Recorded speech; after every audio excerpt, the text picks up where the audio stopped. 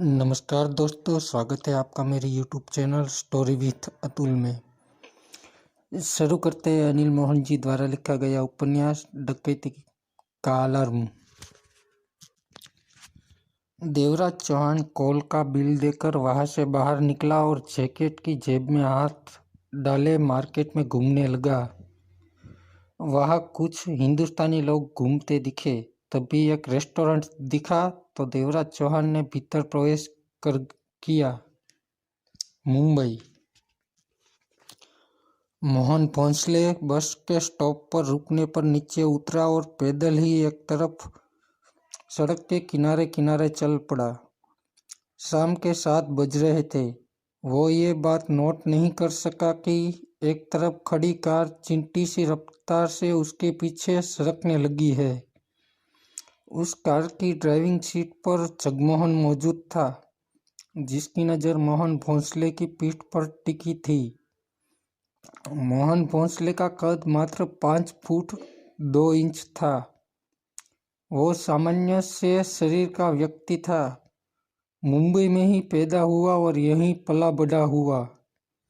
सिर्फ यही दुख उसके मन में था कि उसके पास कभी भी बढ़िया नोट नहीं होते।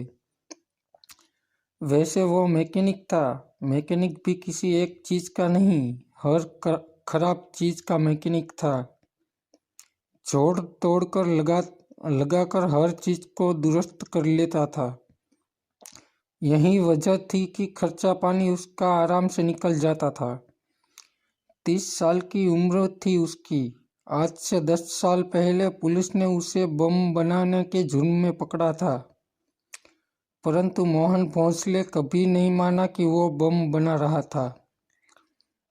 उसका कहना था कि उसे बम बनाना आता ही नहीं, जबकि हकीकत ये थी कि उसने अपनी पहचान वाले से बम बनाना सीखा था और तब वो बम ही बना रहा था जब पुलिस ने उसे पकड़ा था।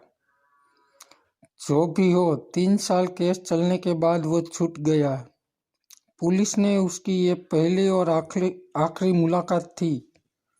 उसके बाद से सामान्य ढर्रे से उसकी जिंदगी चल रही थी। सोनिया नाम की 27 बरस की उसकी पत्नी थी, जिसकी भूरी आंखें थी, बेहद खूबसूरत थी। गोरा रंग, जिस्म के कटाव जबरदस्त। 5 फुट 5 इंच की लंबाई थी, यानी कि मोहन भोंसले से भी 3 इंच लंबी। कभी वो बाला थी। डांस करना, लोगों का दिल लुभाना, उन्हें पिलाना, ये सब काम उसके थे। और ऐसे ही मौके पर मोहन भोंसले से उसकी मुलाकात हुई थी। सोनिया इस काम से दूर होना चाहती थी। ऐसे में न से हाथ तो थी। मोहन भोंसले का ही उसने हाथ थाम लिया और शादी कर ली। पर कई बार पुलिस की रेड हो चुकी थी और रेड में 2 बार सोनिया भी पकड़ी गई थी। देखा जाए तो मोहन भोंसले और सोनिया की किसी भी तरह से बराबरी नहीं थी कि पति पत्नी बन सके। सोनिया खूबसूरत, गोरी, लंबी, जिस पर लोगों की नजरें टिक जाती थी, और छोटे कद का मोहन भोंसले, साधारण रूप, साधारण चेहरा। परंतु दोनों की शादी हुए 3 साल बीत चुके थे और कट रही थी। जगमोहन ने कार की रफ्तार बढ़ाई और सड़क किनारे पर चलते मोहन भोंसले के पास कार रोक दी। मोहन भोंसले ने ठिठक कर कार की तरफ देखा। खिड़की से जगमोहन का चेहरा दिखा, जो उसे ही देख रहा था। इधर आ जाओ मोहन भोंसले, जगमोहन ने कार का दरवाजा खोलते हुए कहा। मोहन भोंसले के माथे पर बल दिखे। एक अजनबी के मुंह से अपना नाम सुनकर उसने कार के खुले दरवाजे को देखा। आ जाओ, तुमसे बम नहीं बनवाऊंगा, जगमोहन ने मुस्कुराकर कहा। मोहन भोंसले के होठ भींच गए। उसने गहरी निगाहों से जगमोहन को देखा। कौन हो तुम? मोहन भोंसले ने पूछा। बम की क्या बात तुम कर रहे हो? 10 साल पहले तुम बम बनाते पकड़े गए थे। जगमोहन खुलकर मुस्कुराया। इतनी पुरानी बात को मैं भूल चुका हूँ, परंतु तुम कौन हो जिसने ये बात याद रखी है? मोहन भोंसले ने आराम से पूछा। मैं तुम्हारा दोस्त हूँ। कार में बैठो, बातें करते हैं। परंतु मोहन भोंसले कार में नहीं बैठा, जगमोहन को देखता रहा। हाँ, जगमोहन ने आंखें नचाई। मेरे साथ कार में बैठने में डर लगता है? मैं अजनबी लोगों से इस तरह बात नहीं करता। पहचान बनाने के लिए ही तो कह रहा हूँ कि कार में बैठ जाओ। मोहन भोंसले ने इनकार में सिर हिलाया। मैं नहीं जानता और कार में नहीं बैठूंगा। मोटी दौलत कमाना चाहते हो? जगमोहन ने पूछा। क्या? मोहन भोंसले के कान खड़े हुए। कई करोड़ों की दौलत, जगमोहन ने कहा। तुम्हारे लिए मौका है मेरे पास। मेरे ख्याल में तुम बाकी लोगों से ज़्यादा पैसा ले जाओगे, क्योंकि मैं तुम्हारे साथ साथ तुम्हारी पत्नी सोनिया को भी इस काम में लूँगा। सोच लो, कुछ दिन है, मैं तुम 20 करोड़ का मालिक बन सकते हो और अपनी पत्नी को खुश रख सकते हो। तुम भी खुश रहोगे। मोहन भोंसले हक्का बक्का रह गया था 20 करोड़ सुनकर। 20 करोड़? मोहन भोंसले की सांस चलने लगी। तुम सच कह रहे हो? पूरी तरह। पैसा का कमाने का काम मेरे पास तैयार रखा है। नहीं, मोहन भोंसले संभला और इनकार में सिर हिलाया। तुम मुझे जेल में पहुंचा दोगे। ऐसा नहीं होगा। देवराज चौहान का नाम सुना है? देवराज चौहान? मोहन भोंसले के चेहरे पर सोच के भाव उभरे। डकैती मास्टर देवराज चौहान? वो तुम हो? मैं नहीं हूँ, पर देवराज चौहान ने ही मुझे तुम्हारे पास भेजा है कि मैं तुमसे बात करूं। और मोहन भोंसले उसी पल खुले दरवाजे से सीट पर बैठा और दरवाजा बंद कर लिया। चलो, मुझे देवराज चौहान के पास ले चलो, भोंसले ने जल्दी से कहा। देवराज चौहान को अभी फुर्सत नहीं है, वो इसी काम के सिलसिले में व्यस्त है। अभी तो मैं तुमसे बात करने आया हूँ। तुम हो कौन? जगमोहन। ओहो, तुम्हारा भी नाम सुन रखा है अखबारों में। क्या देवराज चौहान अब डकैती करने वाला है? ये सवाल अजीब सा है तुम्हारा कि तुम मेरे पास ही क्यों आए? क्योंकि देवराज चौहान के हिसाब से तुम्हें अपना काम में लिया जा सकता है, अगर तुम चाहो तो। मैं पैसा कमाना चाहता हूँ, मालूम है, तभी तो तुम्हारे पास आया हूँ। जगमोहन मुस्कुराया। पर मुझे करना क्या होगा? वक्त आने पर बताया जाएगा। अभी तो मैं सबको इकट्ठा कर रहा हूँ। और लोग भी हैं हमारे अलावा? हाँ, कई लोग हैं। यह काम बड़ा है। तुम्हारी पत्नी सोनिया से भी काम लिया जाएगा। अगर वो काम करे तो। वो जरूर करेगी, पर हमें मिलेगा कितना? तुम दोनों को 20 करोड़। मोहन भोंसले ने लंबी सांस ली। पक्का मिलेगा? हाँ, काम पूरा होते ही तुम्हें और सोनिया को 10-10 करोड़ मिलेंगे। फंसने का कितना खतरा है? देवराज चौहान के हिसाब से फंसने का खतरा नहीं है। जैसा अब तक काम होते रहे हैं, ये भी हो जाएगा। मोहन भोंसले ने बेचैनी से पहलू बदला। तो पक्का है तुम ये काम करोगे? हाँ, मैं ये देवराज चौहान के साथ काम करूँगा। मोहन भोंसले ने सिर हिलाया। 10 दिन से तुम्हारे घर में कौन ठहरा हुआ है? जगमोहन ने पूछा। तुम जानते हो? मोहन भोंसले ने गहरी सांस ली। कैसे मालूम? अपने काम के लोगों के आसपास नजर रखनी पड़ती है। वो मेरा भाई है, 2 साल बड़ा है। मोहन भोंसले हिचकिचाया, फिर कह उठा। पानीपत में रहता है, काम के लिए मुंबई आया है। उसने जगमोहन के चेहरे पर नजर मारी।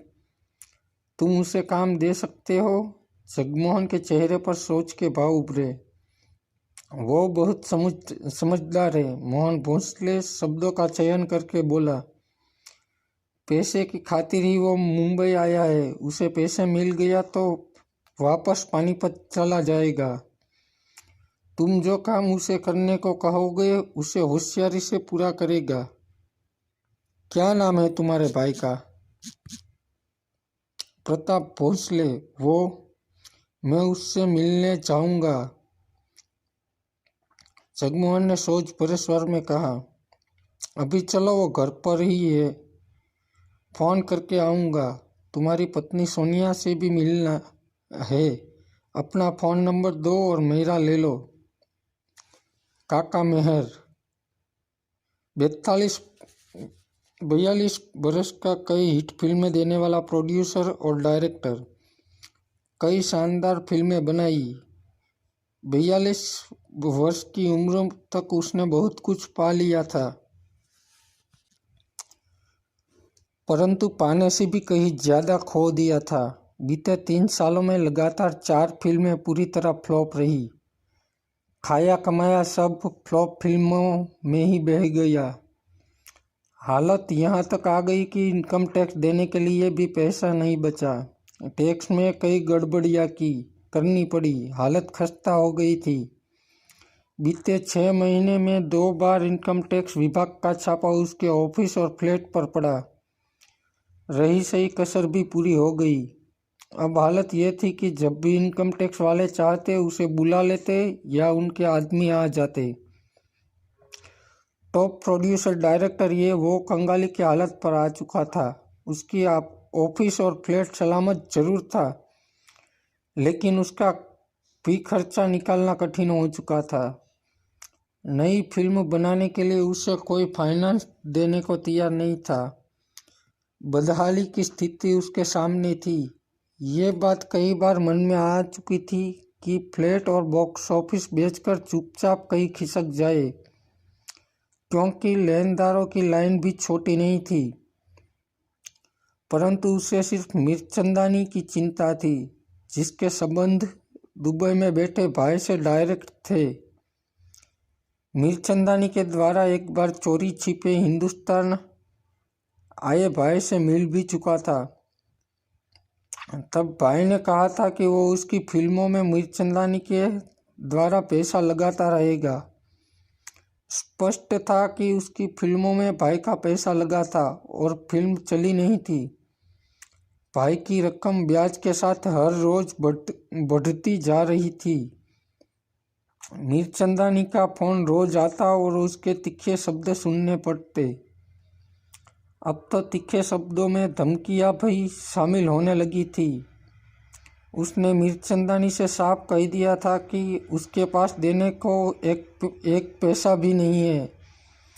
जान लेनी है तो ले लो, पर अगर उसे 15-20 करोड़ छोटी बजट की फिल्म बनाने को दिया जाए तो अच्छी स्टोरी पर हिट फिल्म बना देगा। पिछला सारा पैसा चुकता हो जाएगा।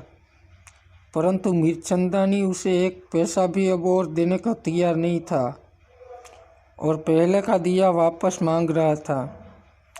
काका मेहर अपना भविष्य तय करने की चेष्टा कर रहा था कि उसे अब क्या करना चाहिए। इतना तो समझ चुका था कि अब उसे फिल्म बनाने के लिए कोई पैसा नहीं देगा। काका मेहर ने वर्ली की एक शानदार इमारत की 4थी मंजिल पर स्थित अपने शानदार ऑफिस में प्रवेश किया तो उसकी खूबसूरत और जवान सेक्रेटरी शैला ने मस्ती भरी चंचल मुस्कुराहट के साथ उसका स्वागत किया। परंतु वो शैला के साथ गुजरी पिछली रात की रंगरलियों को भुलाकर तेज कदमों से चलता हुआ अपने कमरे में जा घुसा। वो परेशान था, दिमाग उलझा हुआ था। रात शैला ने उसका भरपूर साथ दिया था। उसका मजा अभी भी उसकी जहन में तैर रहा था। वो अपनी शानदार रिवॉल्विंग चेयर पर बैठा और सोचने लगा कि क्या करे। इस तरह उसका ज़्यादा देर तक नहीं निकलेगा। तभी शैला एक फाइल लेकर कमरे में चली आई। काका मेहर ने सिर उठाकर उसे देखा। इनकम टैक्स वालों ने ये फाइल भेजी है। उन्होंने इसमें कुछ सवाल लिखे हैं। इनका जवाब लिखित में चाहते हैं। शैला ने फाइल टेबल पर रखी और गहरी निगाहों से काका मेहर को देखा। वो लाल रंग का खूबसूरत कमीज सलवार पहनी थी। उसके सुनहरे बाल कंधों से लेकर पूरी पीठ पर फैल रहे थे। वो लंबी थी और आकर्षक चेहरा था उसका। उम्र 25 थी। 4 साल पहले वो फिल्म इंडस्ट्री में दिल्ली से स्ट्रगलर के तौर पर आई थी। इरादा हीरोइन बनने का था, लेकिन 3 सालों में उसे समझ आ गया कि फिल्मों में उसे चांस पाने के लिए किसी की मेहरबानी जरूर चाहिए। ऐसे में साल भर पहले उसे काका मेहर के ऑफिस में नौकरी मिल गई और बढ़िया बढ़िया काम करके काका मेहर की सेक्रेटरी बन गई थी। इनकम टैक्स, काका मेहर ने सिर को झटका दिया। यह मुसीबत बनकर सिर पर बैठ गए है। शैला काका मेहर को देखती रही। तुम कहो, काका मेहर ने मुस्कुराने की चेष्टा की। कैसी हो? रात की थकान बाकी है, शैला ने कहा। तुम परेशान लग रहे हो। मैं? काका मेहर ने गहरी सांस ली। तुमसे क्या छिपा है? सब कुछ तुम्हारे सामने ही है कि मेरा क्या हाल है। तुम्हें याद होगा कि 6 महीने पहले हम में एक डील हुई थी, शैला ने गंभीर स्वर में कहा। काका मेहर ने शैला को देखा। वो डील ये थी कि मैं तुम्हारे साथ सोया करूंगी और तुम मुझे हीरोइन बनाओगे। काका मेहर के चेहरे पर बेचैनी झलकी। मैं तो अपना काम पूरा कर रही हूँ, परंतु तुमने अपना वादा पूरा नहीं किया। शैला के स्वर में शिकायत के भाव थे। कैसे करूँ वादा पूरा? काका मेहर चिल्ला उठा। मेरी हालत तो तुम्हें पता ही है कि। नाराज क्यों होते हो? शैला ने उसी पर टेबल के गिर्द घूमती उसकी कुर्सी के पास पहुंची और उसके गले में बाहें डाल दी। कहने का मेरा ये मतलब नहीं था कि तुम परेशान हो जाओ। तुम्हारी बात ही परेशान करने वाली है। जानती हूँ तुम इन दिनों मुसीबत में फंसे हुए हो। तुम्हारे तो कई डायरेक्टर दोस्त हैं ना, तो उनसे कहकर तुम मुझे फिल्मों में चांस दिलवा सकते हो। काका मेहर ने अपने गले में पड़ी शैला की बाहों को थपथपाकर कहा। सब्र रखो, सब कुछ ठीक होते ही मैं बहुत अच्छा चांस दूंगा तुम्हें। सब कुछ ठीक हो जाएगा? हाँ, मैं तुम्हें सच में चाहने लगा हूँ शैला। मैं भी। मैं हमेशा तुम्हारे बारे में सोचती रहती हूँ। हमारे दिल मिले हुए हैं शैला। तुम मेरे सामने बैठो कुर्सी पर।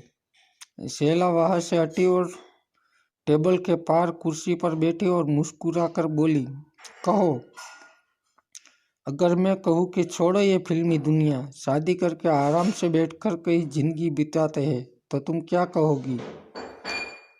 ये तुम क्या कह रहे हो? हीरोइन बनना तो मेरा सपना है। तुम्हारे करीब आने के लिए तो मैंने यह नौकरी की थी। अगर मैं तुम्हारा सपना पूरा ना कर सकूं तो? काका मेहर ने गंभीर स्वर में पूछा। शैला टकटकी बांधे काका मेहर को देखने लगी। मैं तुम्हें अंधेरे में नहीं रखना चाहता, शायद तुमसे प्यार करने लगा हूँ, काका मेहर ने पहलू बदलते हुए कहा। इनकम टैक्स वाले हाथ धोकर मेरे पीछे पड़े हुए हैं। इनसे जान तभी बच सकती है जब मेरी कोई फिल्म हिट हो, पैसा आए और सारा टैक्स चुकता कर सकूं। परंतु ऐसा होने वाला नहीं। कोई भी मेरी फिल्म को फाइनेंस नहीं करना चाहता। मेरे पास अपनी जो पूंजी थी वो लगातार फ्लॉप हुई 4 फिल्मों में लग गई। मिर्चंदानी से कहो कि वो भी नहीं, उसने स्पष्ट इनकार कर दिया है। काका मेहर ने सिर हिलाया। तभी तो तुम्हें तो पता ही है कि दुबई में बैठे भाई का पैसा ही मिर्चंदानी फिल्मों में लगाता है। शायद उसे भाई ने मना कर दिया है कि वो मेरे को और पैसा न दे। तुम हिम्मत हार बैठे हो। सही है, मुझे ये ऑफिस भी बंद करना या बेचना पड़ सकता है, क्योंकि इसका खर्चा निकालना भी कठिन हो रहा है। संभव है कि आने वाले वक्त में मैं फिल्म ना बना पाऊँ। उस स्थिति में तुम क्या करोगी? मेरे साथ रहोगी या? वो चुप कर गया। शैला के चेहरे पर सोचें नाच रही थी। कोई जल्दी नहीं है, आराम से सोच लो। हम शादी करके एक साथ रह सकते हैं। यह ऑफिस और फ्लैट बेचकर किसी छोटे शहर में जाकर बस जाएंगे। इन दिनों मैं अपने बारे में यही सोच रहा हूँ। चाहो तो तुम भी मेरे साथ रह सकती हो। मैं सोचकर जवाब दूंगी। शैला के चेहरे पर कोई भाव नहीं था। मैंने पहले भी कहा है कि कोई जल्दी नहीं है, सोच लो। तो तुम अब कोई फिल्म नहीं बनाने वाले? मेरे लिए सब रास्ते बंद हो गए हैं। मैं तभी काका मेहर का मोबाइल बज उठा। इनकम टैक्स विभाग से फोन आया था। काका मेहर बातों में व्यस्त हो गया। शैला उठी और ऑफिस के बाहर मौजूद अपने डेस्क पर आ बैठी। वहाँ 4 टेबल लगे थे, जिन पर स्टाफ के 3 युवक एक युवती मौजूद थी, परंतु उनके पास करने को कोई खास काम नहीं था। वो जानते थे कि अब उनकी नौकरी खत्म होने वाली है। सामने पार्टीशन के पास रिसेप्शनिस्ट युवती बैठी थी, जो कि वहां से नजर नहीं आ रही थी। उधर मिलने आने वालों के लिए शानदार लॉबी थी। वहां कभी फिल्मों की जाने पहचाने चेहरे या स्ट्रगलर आकर बैठा करते थी कि कब काका मेहर का बुलावा आए और उनसे मिलने आए। परंतु अब लॉबी पूरी तरह खाली रहती थी। लेनदार ही आते थे और सीधा इधर आ जाते थे। रिसेप्शनिस्ट से बात करने की भी जरूरत नहीं समझते थे। शैला का विचार था कि काका मेहर जल्दी ही कोई रास्ता निकाल लेगा। इंतजाम करके नई फिल्म फ्लोर पर ले आएगा और उसमें वो हीरोइन बनेगी। परंतु आज काका मेहर की बातों से उसे महसूस हुआ कि उसने कमजोर कंधे पर रखकर हीरोइन बनने का निशान लगाया था। काका मेहर सच में पूरा खत्म हो चुका था, जिसका दोबारा उठ पाना संभव नहीं था। मन ही मन हारे बैठा था और ऑफिस फ्लैट बेच देने की सोच रहा था। मुझे क्या मिलेगा काका मेहर से शादी करके, उसके साथ रहने से? 42 का वो हो चुका है। शैला एकाएक बड़बड़ा उठी। 8 साल बाद 50 का हो जाएगा। सिर के बाल सफ़ेद हो जाएंगे। मैं 25 की हूँ, खूबसूरत हूँ, हीरोइन बनने के पूरी तरह काबिल हूँ। इंडस्ट्री में किसी और का कंधा इस्तेमाल करके हीरोइन बन सकती हूँ। काका मेहर तो हिम्मत हार चुका है। शायद उसके पास कोई रास्ता नहीं बचा, परंतु वो हिम्मत नहीं हारेगी। अभी उसे बहुत कुछ करना है जिंदगी में। कुछ पल ठिठक कर वो पुनः बड़बड़ाई। मुझे अब चुपचाप अपनी कोशिशें शुरू कर देनी चाहिए। करण शेट्टी कई फिल्मों बना चुका है। उससे काका मेहर के साथ कई पार्टियां में मिली हूँ, उससे मिलूंगी। उसे सेट करना होगा कि वो मेरे लिए कुछ करे। शैला को अपना ये विचार बढ़िया लगा और साथ में सोचा कि काका मेहर को एकदम छोड़ना ठीक नहीं।